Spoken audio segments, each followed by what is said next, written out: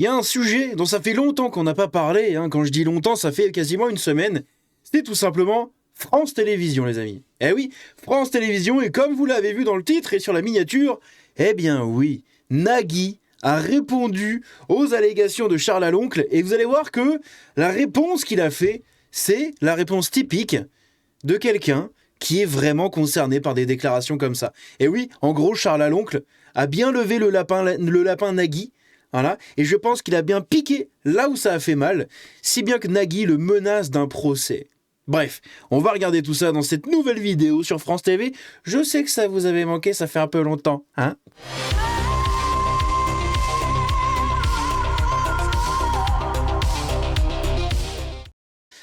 Avant de commencer par Nagui, on va juste écouter trois petits extraits de quelques dizaines de secondes, et après on se plongera dans le gros dossier qui a été fait du coup par John Delorraine là-dessus, avec le détail des publications de Nagui, etc., sur cette histoire de possible procès contre Charles Aloncle pour tenter de le faire taire tout simplement. C'est ce que j'avais pré-shot dans mon live, et ce que beaucoup de gens, j'étais pas le seul, avaient pré-shot, c'est tout simplement que Charles Aloncle allait commencer à recevoir des procès pour les déclarations qu'il a eues, etc., eh bien ça arrive peut-être. Voilà, ça arrive peut-être et plus rapidement que ce qu'on pensait. Bref, on va écouter ici cette déclaration de Julien Lepers qui dénonce Delphine Ernotte, qui l'a mis à la porte de questions pour un champion car trop d'hommes blancs de plus de 50 ans à la télévision. Écoutons ça. Ce qu'il a fait la question pour un champion, à vrai dire. J'ai fermé la porte. Delphine Ernotte m'a mis dehors parce que trop d'hommes blancs de plus de 50 ans à France Télé. Donc discrimination, 3 discriminations punies par la loi. Elle n'a jamais été punie de quoi que ce soit, tu vois. Et donc j'ai été obligé de partir et j'ai pas particulièrement apprécié à partir de là. Ce n'est plus mon émission. Elle ne m'appartient plus. Et donc je n'ai pas regardé son travail et bon, on doit être différent sans doute. En tout cas, tu vois, lui, il le dit, il respecte ce que tu fais. Pourtant, aujourd'hui, on voit que du coup, question pour un champion va être diffusée que le week-end. Bah oui, c'est tout. Comment te dire, c'est pas mon appréciation, c'est un fait. Il n'est plus diffusé la semaine. C'est fou, hein. C'est fou, c'est fou. Ici, on a un autre extrait, donc je sais pas, ça se trouve, vous allez pas entendre ce moment-là et tout, parce que peut-être que la musique qui est en fond va poser problème à YouTube, ils vont me détecter un copyright, et du coup, il va falloir que j'enlève la musique en fond. Mais si jamais vous avez bien tout entendu, au pire, vous avez de toute façon le texte, bref, ici, quelle honte! L'influenceur d'extrême gauche qui insultait de tous les noms Brigitte Bardot le matin même de sa mort a été invité pendant 1 heure le soir même sur France Inter, bien évidemment. Le service public exemplaire. Voilà, on va écouter ça, regardez, avec notre cher ami Régel Gorilla. On va mettre les trucs anti-strike, parce que bon, il est un peu casse-couille pour ça. Mais ça reste une connasse. Et je sais que les gens vont dire non mais faut respecter les morts et tout. J'ai du mal à respecter les racistes, peu importe la carrière derrière. Mais la vérité est que la carrière existe. Et pour moi il y a une différence entre des hommes politiques comme Obama qui est un criminel de guerre ou des gens comme Charlie Kirk qui avait une plateforme. Déjà il le dit, Obama est un criminel de guerre, ce qui est la réalité. Et il le dit, il n'y a pas beaucoup de gauchistes qui le disent, beaucoup idéalisent Obama, alors que c'est le président américain, en tout cas l'un des présidents américains qui a le plus déclenché de guerre. Et je crois même que c'est le président, vu le nombre de guerres qu'il a déclenché et de conflits dans lesquels il a été embourbé. C'est terrible, c'est vraiment terrible. Forme de suprémaciste blanc. Elle, pour moi, c'était vraiment la vieille conne raciste qui aurait dû fermer sa gueule. Mais ça... Voilà ce qu'il pense de Brigitte Bardot. Et écoutons du coup son passage à France Inter.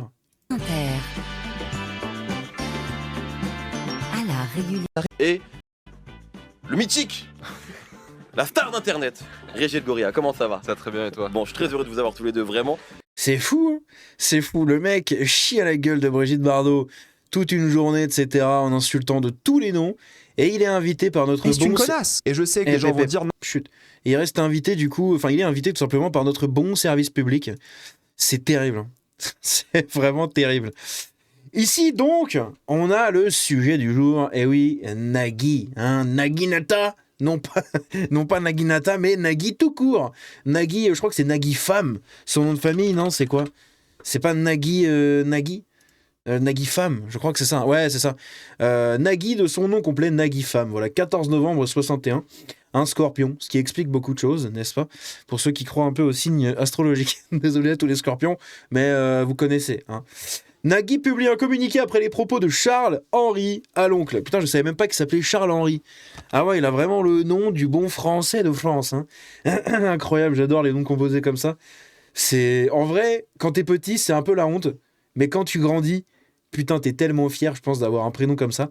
C'est terrible, c'est fou.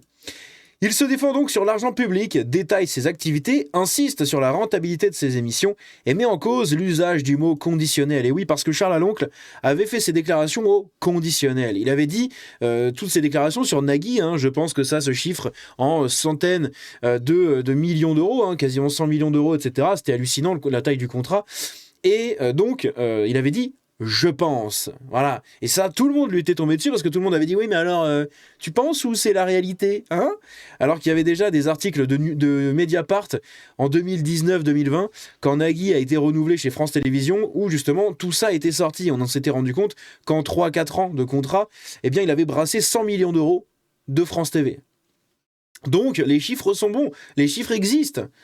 Et Charles Aloncle le dit, même s'il dit « je pense », les chiffres étaient là, ils étaient dans un article de Mediapart. Est-ce que Nagui se retourne contre Mediapart ? Non. Est-ce qu'il se retourne contre Charles Aloncle ? Oui. Bref, donc il évoque la possibilité d'un procès, on va regarder tout ça. Donc ce sont des déclarations, des stories, tout simplement de Nagui, voilà, que je vais vous lire. Donc vous voyez, c'est sur son compte. Je vais vous lire ça. Donc il y a 9... Enfin, c'est pas une story, c'est un post, autant pour moi. Il y a 9 posts. 9 morceaux de texte. Cher Charles-Henri Aloncle, je me permets de vous écrire et surtout je me permets cette familiarité car il me semble à lire et suivre vos déclarations que j'occupe une place toute particulière dans votre cœur. Vous avez notamment déclaré, je pense, je vais parler au conditionnel, que Nagui est la personne sur les 10 dernières années en France qui s'est le plus enrichi sur l'argent public. Je me suis demandé si vous maniez avec talent et intelligence une forme d'humour, de dérision pamphlétaire ou si vous restiez au premier degré. Sachez d'abord que je suis touché par le temps que vous consacrez dans les médias à saluer mon parcours professionnel, ma fidélité au service public, ma réussite, ma gestion d'entreprise. Sincèrement, je me demande si c'est bien moi dont vous parlez tellement ce portrait est flatteur. Pardon, je bégaye. Hop, on va remonter un peu. Je suis entré dans le service public d'abord à Radio France à Nice, ville chère à votre ami Éric Ciotti en 82, puis à la télévision sur France 3 Côte d'Azur en 84. Cela fait donc 44 ans que j'ai la chance de travailler pour le service public avec, il est vrai, quelques dérapages dans le privé. Chez M6, TF1, C+, La 5, RTL, Europe 1, je crois que c'est ça, E1 et E2, ça doit être Europe 1, Europe 2. Europe 2 ? J'ai aucune foutue connaissance d'Europe 2, littéralement. Bref, désolé pour ceux que je vais choquer. Putain, il connaît pas Europe 2, putain. Non, j'en sais foutrement rien. Je sais pas ce que c'est. Bref, on s'en fout, c'est pas le sujet. Où j'ai beaucoup appris sans jamais compter mes heures. Aujourd'hui, je suis salarié dans le public, chez France Inter et dans le privé, donc chez Banijé, sa boîte. Mais cela, vous le savez, puisque je hante votre esprit, devrais-je dire, nourris vos fantasmes pour être plus juste. Nous sommes loin des fantômes, des esprits, plus proches de l'imaginaire et des désirs qui ne sont pas des réalités. Et si vous restiez au premier degré ? Quelqu'un de brillant comme vous ne peut sûrement pas se contenter du premier degré. Vous qui auriez, je parle au conditionnel, réussi une levée de fonds de près de 50 millions d'euros avec une nouvelle banque en ligne, Blank, il y a 6 ans, ne peut pas confondre chiffre d'affaires et marge empochée. Non, c'est impossible. Je sais très bien que ces 50 millions d'euros ne sont pas tombés dans votre poche et ici je n'emploie plus le conditionnel. Je travaille effectivement pour un groupe audiovisuel qui contracte avec France TV pour une émission quotidienne, une mensuelle et une annuelle. Pour toutes les autres animations demandées par France TV, donc les émissions caricatives, spéciales type le Téléthon, Je suis Charlie, Hôpitaux de Paris, Liban, Ukraine, Croix-Rouge, Mayotte, la Fondation de France, La Planète, je n'ai volontairement jamais été payé et je ne parle pas au conditionnel. Je ne suis pas salarié de France Télévisions, vous le savez. J'ai créé ma société audiovisuelle, Air Production. Ah non, c'est Air Production. Putain, c'est-à-dire que Banijé, du coup, il bosse pour eux aussi. Oh, aïe, aïe, aïe. Banijé, ah non, mais Banijé, c'est un autre truc. Ouais, Banijé, c'est pas la boîte de Maurice, là, l'autre, là j'ai oublié son nom, putain. J'ai oublié son nom. Bref, on s'en fout. Donc, j'ai créé ma société, blablabla. L'année de votre naissance, est-ce un signe ? En 93. Pourquoi ? Parce qu'Antenne 2, son nom à l'époque, devait faire produire certaines émissions à l'extérieur selon son cahier des charges et qu'aucun producteur privé en place n'a voulu de taratata, pas rentable. J'ai depuis grandi sans jamais savoir ce que l'année suivante me réserverait. Aujourd'hui, je produis avec mes équipes 300 heures de programme par an, ce qui nous permet de régler 10 000 bulletins de salaire par an. Je ne parle pas au conditionnel. Bon, il est casse-couille avec ça. Vous le savez puisque des audits réguliers sont imposés par France Télévisions et vous les avez eus au même titre sans doute que la Cour des comptes. Vous dites, les jeux sont plus rentables que les émissions de plateau. Et là, fini le conditionnel, vous avez raison. C'est sûrement la raison pour laquelle France Télévisions nous en commande. Cette rentabilité est surtout pour le service public, et vous le savez. À durée de programme comparable, un jeu coûte à la chaîne 2 fois moins qu'une émission enregistrée en plateau, 4 fois moins du coup qu'un direct. On arriverait à 8 fois moins qu'une fiction, m'a-t-on dit. Et là, j'emploie le conditionnel, n'ayant pas, comme vous, accès à tous les chiffres. Il me pète littéralement les burnes à foutre le conditionnel, c'est bon, on dirait un demeuré. C'est un truc de ouf. Vous savez, quelqu'un que vous critiquez, vous allez dire, putain, toi, t'es un peu relou quand même. Et là, à chaque fois qu'il va passer de vous, il va faire, je peux te demander quelque chose? Parce que, je sais pas, je suis un peu relou. Ou quand il va passer devant vous, désolé, je passe devant toi, je suis un peu relou. Enfin, vous savez, ce genre de truc, putain, c'est... Oh, ça m'énerve, c'est un truc de ouf. Aïe, aïe, aïe, aïe, aïe. Oui, vous le savez, nous enregistrons plusieurs émissions par jour. Il ne faut pas confondre empocher et embaucher. 200 personnes travaillent par journée de tournage. Pour une seule émission de 30 minutes, il y a énormément de travail. 44 heures de sélection des candidats, 25 heures de répétition des 16 musiciens, 8 heures de montage et mixage, 4 heures de rédaction. Par chance, tout ce travail est rentable. Rentable pour le service public, puisqu'il semblerait, je parle au conditionnel, que n'oubliez pas les paroles, générerait près de 30 millions d'euros par an le chiffre d'affaires de la régie pub. On approcherait, je pense, aux conditions. Des 10% de la publicité globale par le groupe France TV. Tout ce que je viens de vous écrire, vous le savez évidemment. C'est quoi cette réponse de demeurer? Putain, c'est incroyable. J'emploie des centaines de personnes qui fournissent un travail exemplaire, qui, à moindre coût, rapportent de l'audience, donc de l'argent au service public. Mes jeux permettent au service public de gagner de l'argent. On pourrait même conclure que je rapporte de l'argent aux contribuables. Alors, il a une définition bizarre de ça, parce que ce n'est pas parce que le service public est rentable que nous, derrière, on touche de l'argent. Nous, on est ponctionné, naturellement, de l'argent. Alors qu'on ne consomme pas le produit, on n'en a rien à foutre, ça ne nous sert à rien. On nous prend de l'argent de notre poche. Tu fais gagner de l'argent avec cet argent qui est pris de notre poche. Mais nous, jamais de l'autre côté, on retrouve cet argent, en fait. Jamais il revient à la fin de l'année, l'excédentaire budgétaire de France Télévisions, jamais il revient en tant que prime aux contribuables. On paye ce qu'on paye avec les impôts, etc. Et dans le temps, on payait la redevance télévisuelle, enfin la redevance télé. Maintenant, elle est partie, oui, depuis 2 ans, mais du coup, elle passe dans d'autres taxes, dans l'augmentation de tous les autres trucs à côté, évidemment. Donc, admettons, tout ce qui nous est ponctionné et qui va dans les caisses de l'État et qui finance, du coup, ces 4 milliards d'euros donnés à l'audiovisuel public, jamais de notre vie, on a retouché 1 centime de ces 4 milliards qui ont été distribués. Ok ? Donc, non, ton truc, je rapporte de l'argent aux contribuables. Non, non, tu nous en coûtes. Parce que ton émission nous coûte de l'argent, ça fait de l'audience, oui. Ça fait de l'audience, c'est sûr. Est-ce que vraiment c'est utile derrière ou je ne sais quoi? Bon, je sais pas. Pour moi, service public ne devrait pas faire des jeux. Service public devrait servir à la culture et à l'information des gens. Voilà. Leur faire apprendre des choses, leur faire découvrir des choses, pas simplement les amuser. Ça, c'est le privé qui s'en charge, d'accord? Le privé est là pour faire de l'oseille, et c'est pas notre argent, donc on s'en branle. Donc ils font de l'oseille avec leurs jeux, etc. Pour moi, le service public, c'est payé par les contribuables, donc ça devrait être un truc clair, net, culturel, d'information, un truc concret qui serve à quelque chose. Pas simplement un divertissement d'une soirée, ou de 30 minutes en prime time, enfin avant le prime time, là. Donc non, ton truc, je rapporte de l'argent aux contribuables. Heureusement, tu l'as mis au conditionnel, entre guillemets. N'est-ce pas? Alors, quel est votre moteur? Quel est votre sentiment ou ressentiment à mon égard? Certaines mauvaises langues me disent que vous n'aimez pas les végétariens. Ah oui, attendez, j'ai oublié ça! Mais comment j'ai pu oublier ça? Comment j'ai pu oublier ça, bordel? Mais oui!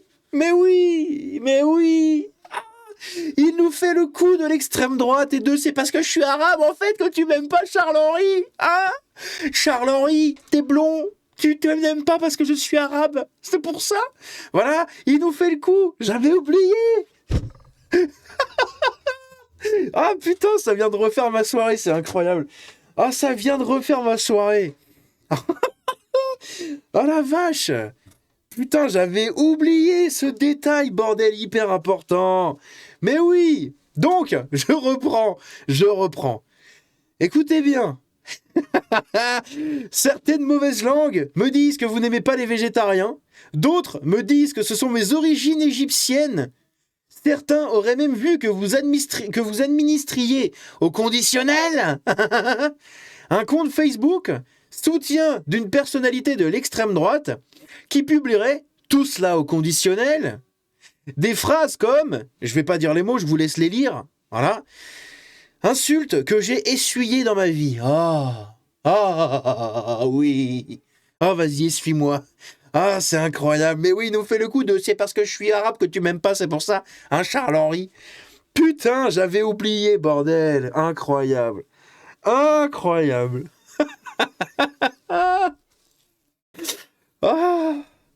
là là, oui. Putain, c'est ouf. Et là, on a la phase de la victimisation. Vous savez, les gauchistes, ils savent pas parler sans se victimiser. Un gauchiste ou Castor, c'est les mêmes. Ils savent pas parler sans à un moment finir par se victimiser. Et là, on y est. Voilà. Là, si vous regardez en haut à droite, on est sur 8 postes sur 9. Il en reste encore un après. Mais ce poste-là, il est là pour la victimisation. Alors, on va le lire, on va découvrir ce qui est marqué juste ici. Pourquoi me jeter en pâture à la vindicte populaire avec des formules dites au conditionnel? Au conditionnel? Vraiment? Dans ma tête, j'ai eu le « Cependant !» En bon fils de... Ça a failli être une insulte, Nagui, là. En bon fils de professeur de français, j'ai lu et écouté vos interventions. Voilà textuellement le script de votre déclaration sur un média d'opinion, comme on dit, pour ne pas dire d'extrême droite. Monsieur Aloncle. Parce que les incorrectibles, c'est d'extrême droite. Waouh, je savais pas, ok. Je vais parler au conditionnel, donc ça c'est ce que Charles Aloncle avait dit. Monsieur Charles Aloncle, donc 2 points. Je vais parler au conditionnel, que Nagui est la personne, sur les 10 dernières années, en France, qui s'est le plus enrichi sur l'argent public, devant n'importe quel patron d'entreprise publique, devant n'importe quel haut fonctionnaire. Et donc Nagui nous dit « J'ai lu et relu, je n'ai pas trouvé de verbe au conditionnel dans votre phrase, vraiment aucun. » Bah si, je vais parler au conditionnel. Après oui, il aurait dû dire « Nagui serait la personne. » Il aurait dû mettre comme ça. Bon. Monsieur joue sur les mots. Et ensuite, donc, on a la petite fessée qu'il veut lui mettre. Me serais-je trompé depuis le début? Ça, c'est un conditionnel. Serait-ce encore du conditionnel? Putain, on dirait un gamin, c'est un truc de ouf. Un gamin, bordel de merde. Il a quoi? Il a 60 balais. Et on dirait un enfant. Une volonté de déclencher l'ire populiste, vu le nombre de messages de haine reçus que vos déclarations ont engendré. Oui, maintenant ils vont nous faire le coup de « Ah oui, mais regarde, j'ai reçu des messages de haine toute ma vie, à cause de toi, regarde les milliards de messages de haine que j'ai reçus. » Si tel est le cas, je vous proposerai, que de conditionnel décidément, de nous retrouver face à un tribunal, non plus celui des réseaux sociaux, ni celui des médias d'opinion, non, un tribunal, un vrai. Bien à vous, Nagui, femme. Waouh! Incroyable. J'avais oublié ce truc de « Ah oui, t'es même pas parce que t'es raciste et je suis arabe, c'est pour ça. » Évidemment. C'est connu, chez UDR, vous n'aimez pas les arabes. C'est franchement... incroyable. Et là, du coup, on a John de Lorraine qui nous dit « Nagui sous-entend que le député serait dérangé par ses origines et qu'il soit végétarien, en reprenant l'article Les Jours qui attaque le député, alors que le média Les Jours est financé par Pigasse, qui a aussi été cité dans cette commission pour les financements. » Et oui, Mathieu Pigasse, Xavier Niel, etc., qui font partie des gros financiers derrière le média Les Jours, qui sont donc concernés, eux, par leur entreprise Media One, avec Pierre-Antoine Capton, dans toute cette fraude autour de France Télévisions. Et donc, ils ont un média. Ils utilisent le média pour taper sur Charles Aloncle. Et dans ce groupe Facebook où Charles Aloncle, apparemment, aurait été administrateur, ils étaient à peu près, je crois, 34 administrateurs ou un truc comme ça, une trentaine d'administrateurs. Donc, globalement, si lui, il n'a pas vu les messages, il y avait encore une trentaine de personnes derrière lui pour regarder. Donc, c'est pas le seul. Il faut arrêter de faire les Mongols. Bref. Voilà ce qu'il en est, voilà ce qu'on pouvait dire sur France Télévisions. Incroyable, j'avais totalement oublié cette fin. Oh la vache. Cette fin de message de Nagui, c'est ouf. C'est ouf. Bref, vous me direz ce que vous en pensez dans les commentaires. C'est lunaire. J'attends vraiment qu'il parte en procès. Hein. Vas-y, pars en procès, Nagui. Vas-y, pars en procès. Pars en procès. Charles Aloncle pourra se défendre sans problème. J'attends. Ça serait marrant. Ah voilà, ça serait rigolo. Bref, n'hésitez pas à me dire ce que vous en pensez dans les commentaires. On se dit à la prochaine. Abonnez-vous à la chaîne, le like, le partage, le commentaire, évidemment. Suivez-moi sur les réseaux et rejoignez le Discord. Ciao.